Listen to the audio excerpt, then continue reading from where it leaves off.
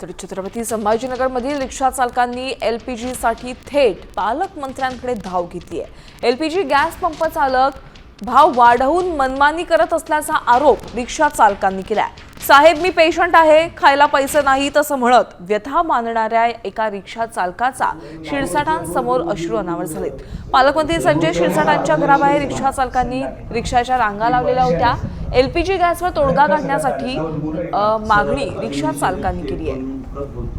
जे चार्जिंग रिक्षा आहे ते चार्जिंग रिक्षा बेभाव साहेब परवा दिवशी साहेब सकाळी 4 वाजता एकच तिथे कर्मचारी एलपीजी आम्हाला थोडं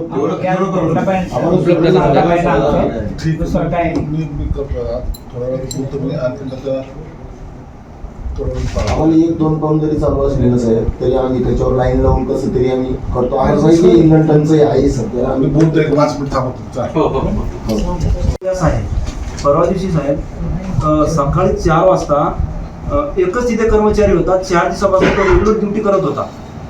4 दिवसापासून सकाळी त्याला 4 वाजता काही विकनेस आल्यामुळे तो बंद करून निघून 2-4 माणसं बसवलेत तेव्हा आमच्या हातात काही नाही। तुम्ही वर बोला असं चालू आहे। ठीक आहे थोडं पाहतो सर। दुसरी एक समस्या अशी आमची 500 रुपयाचा जर गॅस टाकला ना आमच्याकडून 100 रुपये घेतात। 1000 रुपयाचा गॅस एलपीजी ना ते त्याला हेच करून टाका ना, एलओसी कॅन्सल करा। हा असं काहीतरी करा ना, तेव्हा ठिकाणी होतील ना ते। रोज रोजी रोटीवर संध्याकाळी मी वर्षाने आहे सर। घर का सगळं चालेल, 2 मुलं आहे मला सर। अजून विषय 1-2 मिनिट परत बोलतो। जे चार्जिंग रिक्षा आहे साहेब ते चार्जिंग रिक्षा बेभाव कुठे रेटनं घेऊन जातात। त्याच्यामुळे ऑटो रिक्षा चालक लायसनधारक परवानाधारक तुम्ही नंतरचा विषय आता पहिले एलपीजी आम्हाला थोडं